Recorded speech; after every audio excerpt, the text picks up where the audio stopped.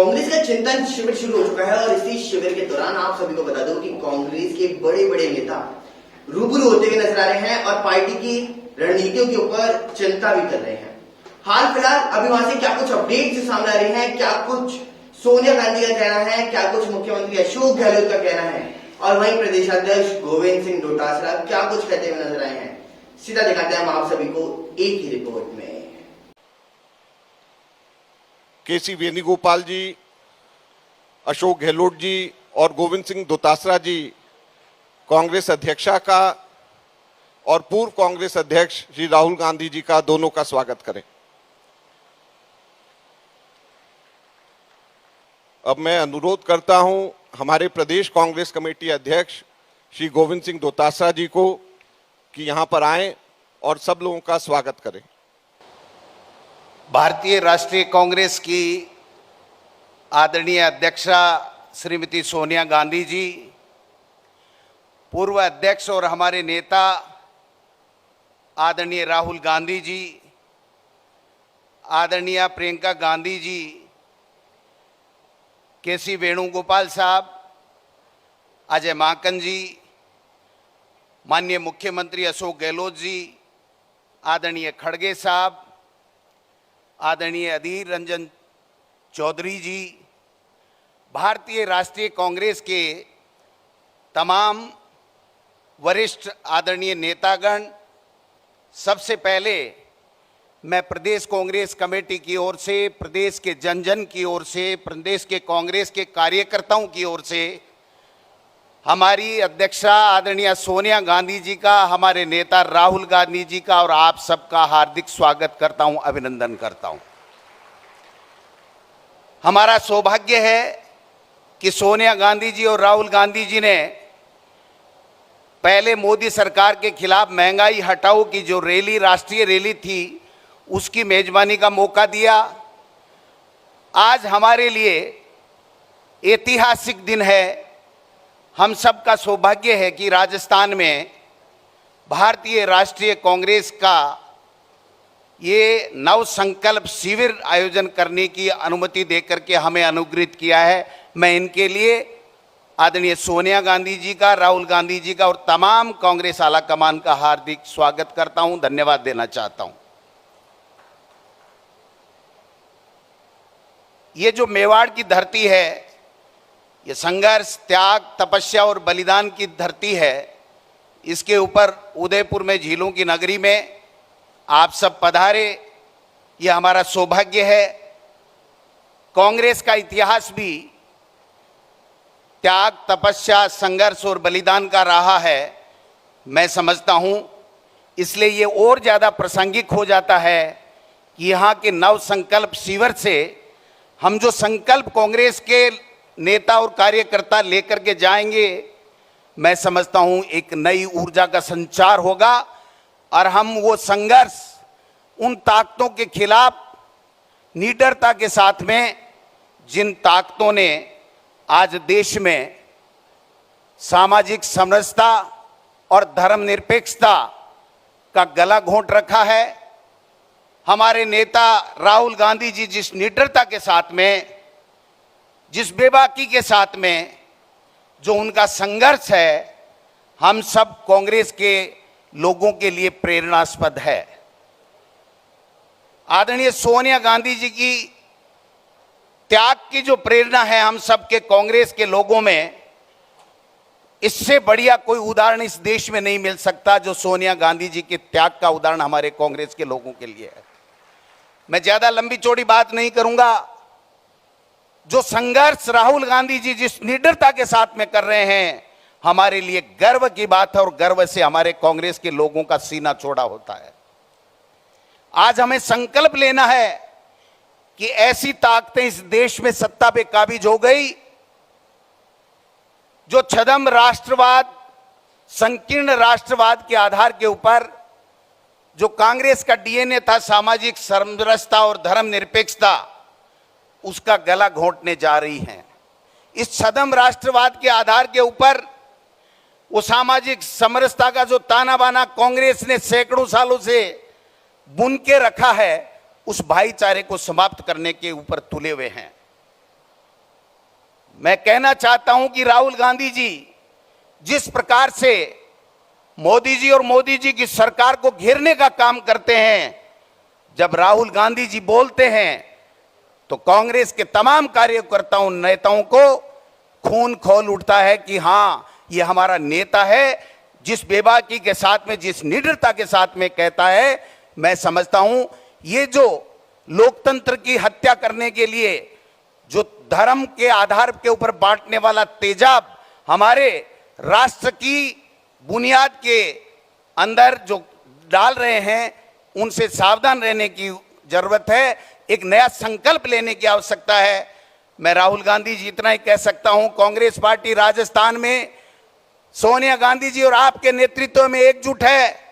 2023 में आपके आशीर्वाद से कांग्रेस की सरकार बनी। कांग्रेस के कार्यकर्ताओं का खून और पसीना इस राजस्थान की सरकार बनाने में आपके नेतृत्व में बहा था। मैं पुनः विश्वास दिलाना चाहता हूं इस मेवाड़ की धरती के ऊपर, राजस्थान की वीरों और संतों की भूमि के ऊपर, कि आपके नेतृत्व में हम ईंट से ईंट बजा देंगे, लेकिन इन फासिस्ट प्रवृत्ति के लोगों से न कभी झुकेंगे न कभी डरेंगे।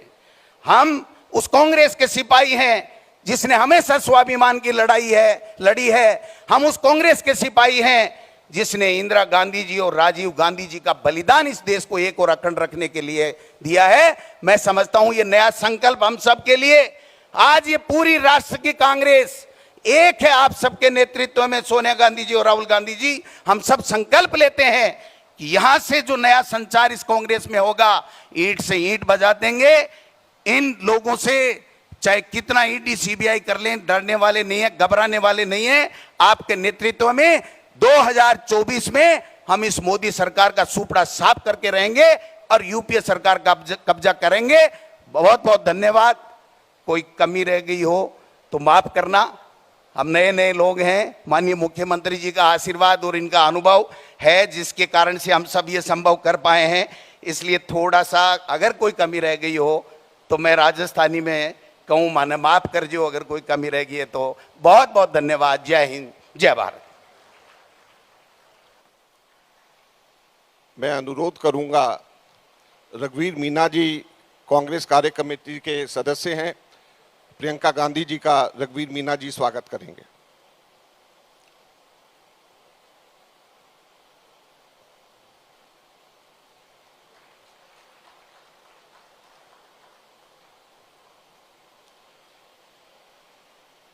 मैं अनुरोध करूंगा श्री अशोक गहलोत जी को कि आएं और हम सब लोगों को संबोधित करें।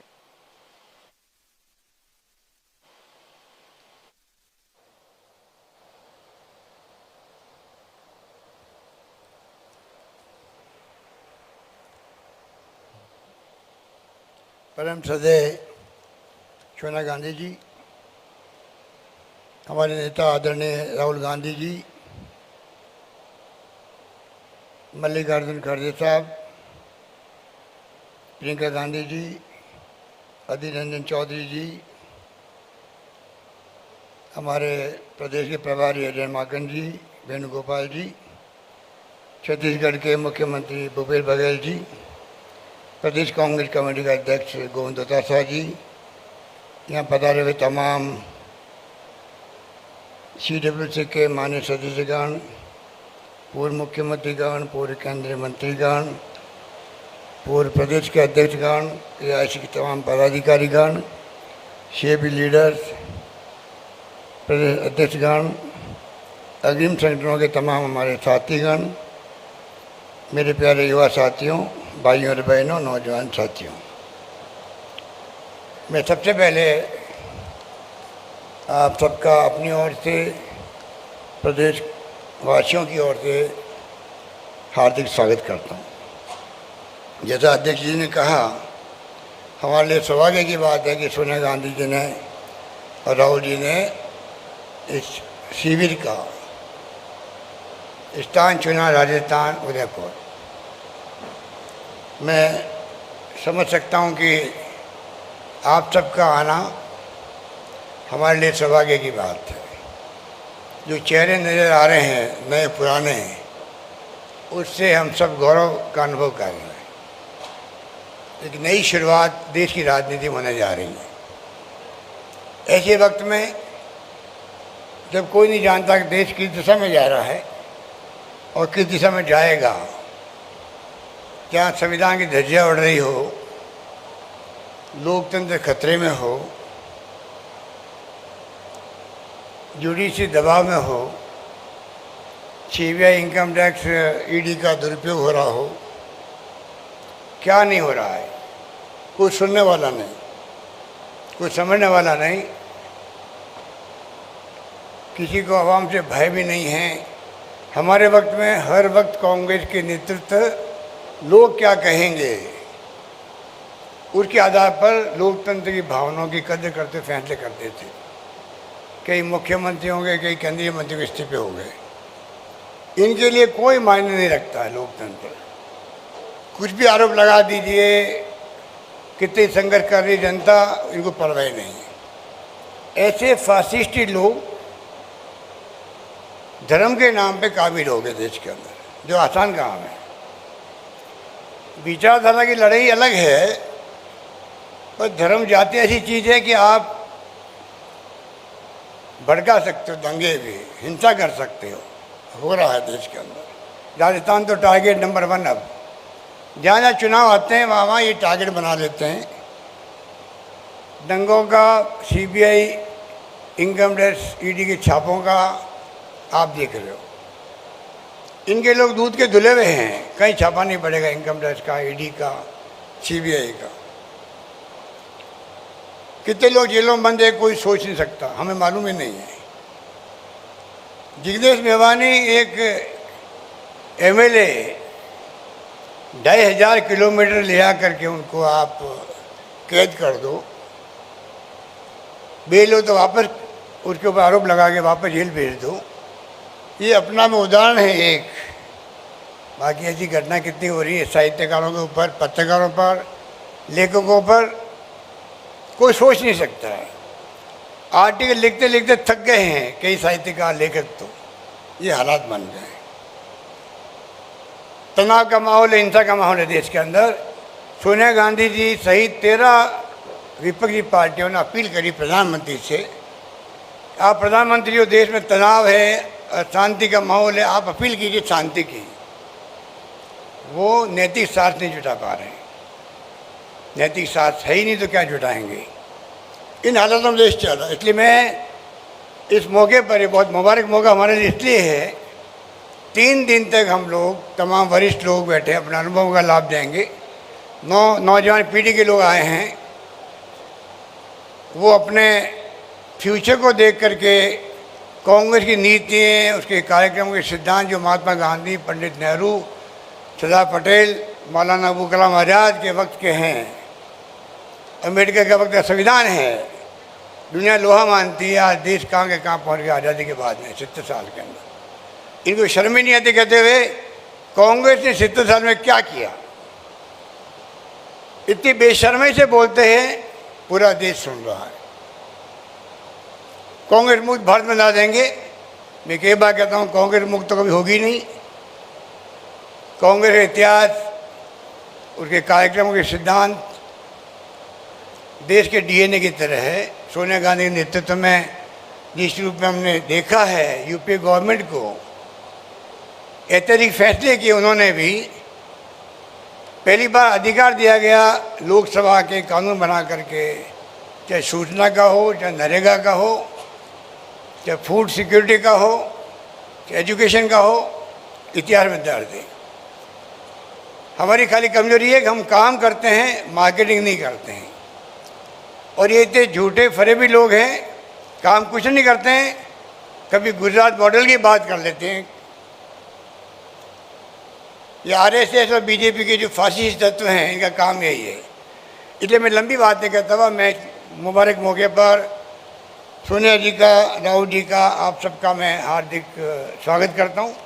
मुझे उम्मीद है कि 3 दिन तक गहराई के साथ में, काफ़ी टाइम दिया गया डिस्कशन का, हम बैठेंगे, बातचीत करेंगे और जो फैसले होंगे वो हम सब के लिए एक नए संकल्प के साथ में हम आगे बढ़ेंगे और तमाम कार्यकर्ताओं तक बात पहुंचाएंगे, तमाम देश की जनता तक, जनमानस तक हमारी भावना क्या है वो पहुंचाने में हम लोग कामयाब होंगे। यही बात करता मैं अपनी बात समाप्त करता हूँ। धन्यवाद। जय हिंद। धन्यवाद।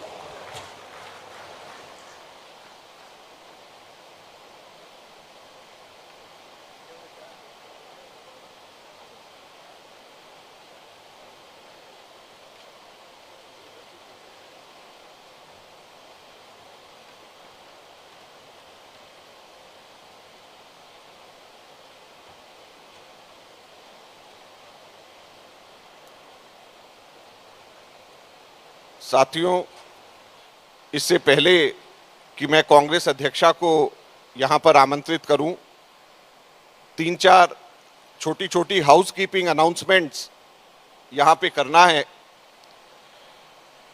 एक तो जैसे मैंने शुरू में कहा कि 3 बजे और आप लोगों को जो कार्यक्रम भी बांटा गया है, 3 बजे यहां से हम लोगों के सब्जेक्ट स्पेसिफिक मीटिंग शुरू हो जाएंगी। और आप सभी साथियों से अनुरोध है कि आप लोगों के जो सब्जेक्ट्स जिस को अलॉट करे गए हैं, वही सब्जेक्ट्स की आप लोगों को उसी मीटिंग हॉल के अंदर जाना है। और साथ साथ में मोबाइल फोन को बाहर रखने के लिए व्यवस्था करी गई है। तो मीटिंग से पहले कृपया मोबाइल फोन्स अपने आप लोग सब लोग बाहर रखें। मोबाइल फोन्स आप सबके सब लोग बाहर रखें। और रात का डिनर 8 बजे अरावली लॉन्च के अंदर होगा और आप लोग समय के ऊपर अपना कार्यक्रम खत्म करके अरावली लॉन्च में डिनर 8 बजे और एक बहुत अच्छा शानदार कल्चरल प्रोग्राम भी राजस्थान के तरफ से रखा गया है। और आखिरी बात यह है कि कोई भी डेलीगेट के अलावा यहाँ पर इस परिसर के अंदर कोई व्यक्ति ना रहे। स्टाफ भी या और जो दूसरे साथी यहाँ पर हैं, उन सब लोगों से अनुरोध है कि सब लोगों के लिए और व्यवस्था इस कॉम्प्लेक्स के बाहर रखी गई है, वहाँ पर जाकर के आप सबके सब लोग आप लोग वहाँ पर बैठ सकते हैं। So I would like to repeat all the 5 points in English now. First of all, soon after this meeting is over, from 3 p.m. onwards, group discussions will start, and all of you are requested to go to your respective group meetings only. Everyone has been allocated a specific group. Please stick to your own group which you represent. Another important thing is we request you to keep your mobile phones outside the meeting rooms. Lockers have been provided with lock and key facility, and you can keep your mobile phones inside the lockers and lock it. Dinner would be at 8 p.m. at Aravali Lawns, and before the dinner a small cultural program is being presented over there, so we request you to be present on time at 8 p.m. for the cultural program and the dinner. And the last request is only delegates are requested to stay in this complex. Non-delegates, including the staff, is requested to kindly go out. There's enough arrangement in this hotel complex only, so you can sit there and relax. This entire place is only for the delegates. तो मैं अब अनुरोध करना चाहूँगा हमारे कांग्रेस की अध्यक्षा को कि वो आए, हमें संबोधित करें और इस ऐतिहासिक नव संकल्प शिविर में हम लोगों को मार्गदर्शन दें।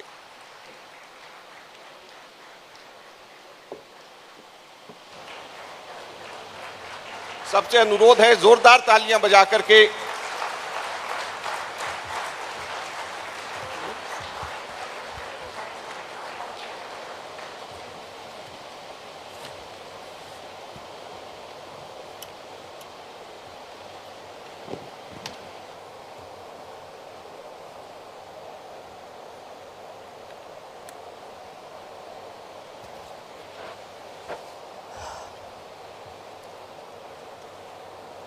members of the CWC, Ashok Gehlot ji, Govind Singh Dotasra ji, friends and colleagues who have come from different parts of the country, I would like to add my welcome to you too. इसको थोड़ा पीछे करना.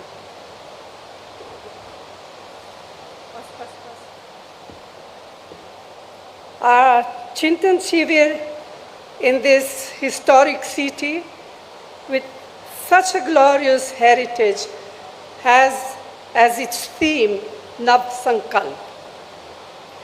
It gives us an opportunity to discuss amongst ourselves the numerous challenges that the country is facing as a result of the policies of the BJP and of the RSS and its affiliates. It is also an occasion to deliberate on the many tasks ahead of us. So it is both a Chintan about national issues and a meaningful Atma Chintan about our party organization. I am well aware that many of our colleagues wanted to be here with us, but we had to limit participation for a variety of reasons. But I'm sure they will understand. And not being here does not in any way devalue the role they are playing in our organization.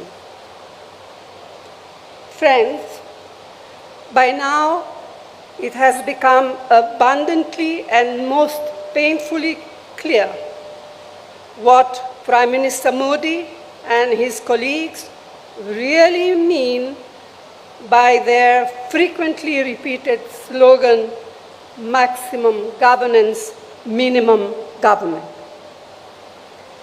It means keeping the country in a state of permanent polarization, compelling people to live in a constant state of fear and insecurity. It means viciously targeting, victimizing, and often brutalizing minorities who are an integral part of our society and are equal citizens of our republic. It means using our society's age-old pluralities to divide us and subverting the carefully nurtured idea of unity in diversity. It means threatening and intimidating political opponents, maligning their reputation, jailing them on flimsy pretext, misusing investigative agencies against them. It means eroding the independence and professionalism of all institutions of democracy. It means the wholesale reinvention of history, the constant denigration of our leaders, especially Jawaharlal Nehru, and the systematic moves to distort, deny, and destroy their contributions, their achievements, and their sacrifices. It means glorifying the killers of Mahatma Gandhi and their ideologues. It means the blatant undermining of the principles and provisions of our nation's constitution, of its pillars of justice, liberty, equality, fraternity, and secularism. It means turning a blind eye to continued atrocities across the country on weaker sections, especially Dalits, Adivasis, and women. It means using fear to make the bureaucracy, to make corporate India, to make civil society and sections of the media fall in line. It means more empty slogans, diversionary tactics, and utter silence on the part of an ever so eloquent Prime Minister when the healing touch is most needed. It is not just the undermining of our long-cherished values embodied in the Constitution that are now at grave risk. The fires of hatred and discord that are being ignited have taken a heavy toll on on their lives. This is having serious social consequences, much more serious than we can even imagine. The vast majority of Indians want to live in an atmosphere of peace, of amity and harmony. The BJP, its cohorts and surrogates, want to keep people in a state of perpetual frenzy and conflict. They constantly provoke, instigate, and inflame. We have to combat this growing virus or divisiveness that is being maliciously and mischievously spread. This we must do at all costs.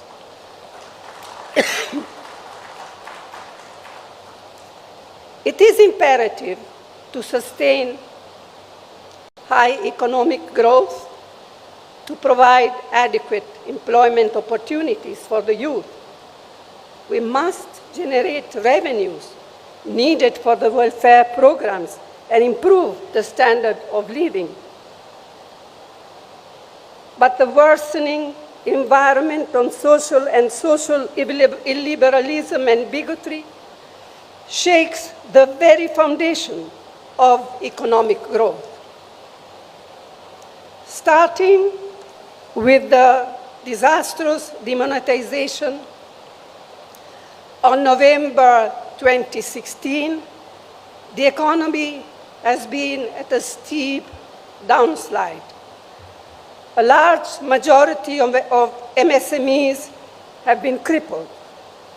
Unemployment has risen alarmingly, and for the first time, it appears that vast numbers of people have simply given up hope of finding jobs. Whatever support the central government has been able to provide in the past 2 years to people has been on account of most of the UPA programs, and to name just two of them, the Mahatma Gandhi Narega, the employment scheme, and the national food security. The sheer tenacity of farmers and their organization compelled the Modi government to repeal the 3 black laws. The Congress Party stood by them steadfastly throughout their long struggle, both within Parliament and outside.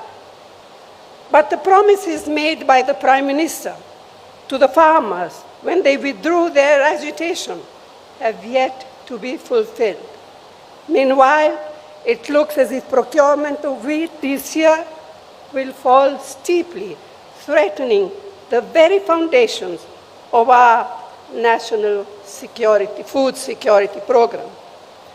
Prices of essential items of mass communication, of mass consumption, like cooking gas, cooking oil, pulses, vegetables, fertilizers, petrol, and diesel, continue their upward march, placing an intolerable burden on crores of families. Public sector companies built up with such careful planning, with economic and social objectives in mind by earlier Congress government, are now being privatized with a vengeance and to a chosen few. This will have disastrous consequences. Among other things, this means that one avenue for assured employment for scheduled castes and scheduled tribe will get totally closed. अब मैं कुछ बातें हिंदी में कहना चाहूँगी।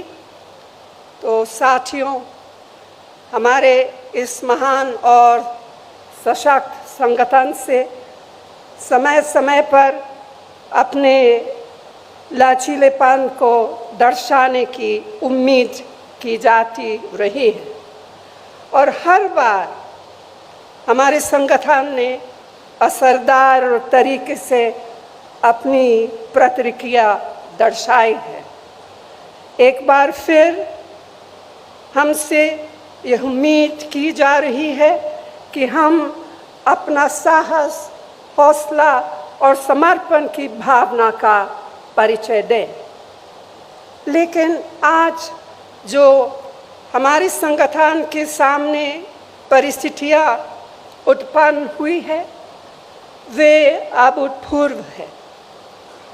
असाधारण परिस्थितियों का मुकाबला असाधारण तरीके से ही किया जा सकता है, इस बात के प्रति मैं पूरी सचेत हूँ।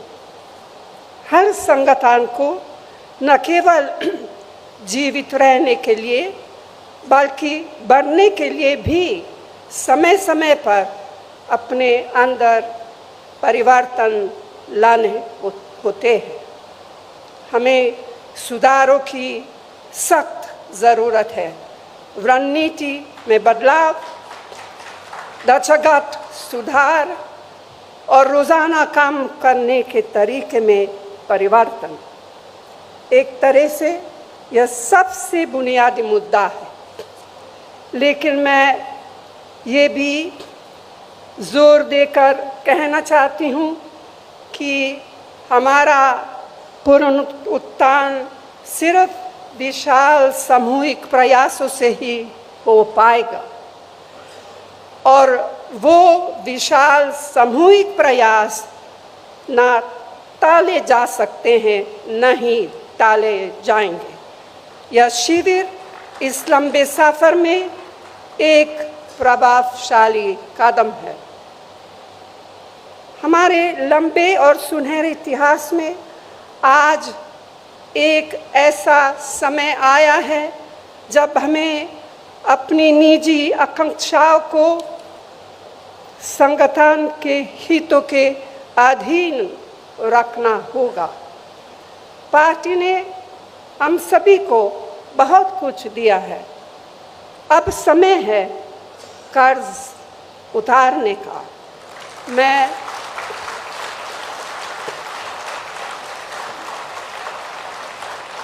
मैं समझती हूँ इससे आवश्यक और कुछ नहीं है। तो साथियों, मैं आप सबसे आग्रह करती हूँ कि अपने विचार खोलकर रखें,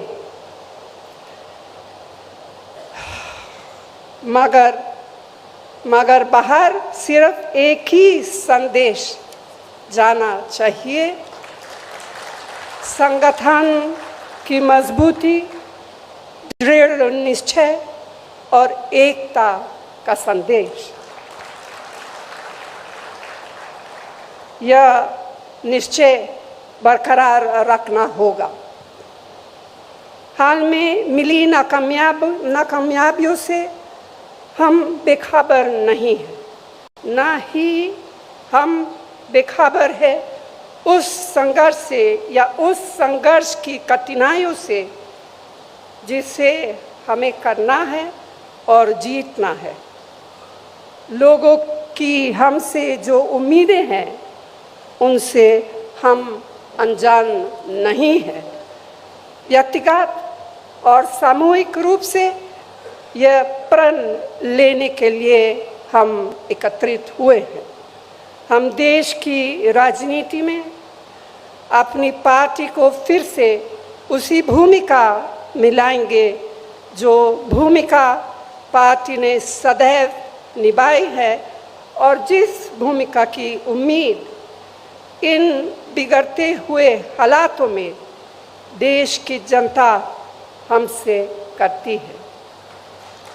हम यहाँ पूरी विनम्रता के साथ आत्मा निरीक्षण तो कर रहे हैं, लेकिन आज हम तय करें कि जब हम यहाँ से निकलेंगे तो हम एक नए आत्मविश्वास, एक नई ऊर्जा के साथ और एक नई प्रतिबद्धता से प्रेरित होकर निकलेंगे।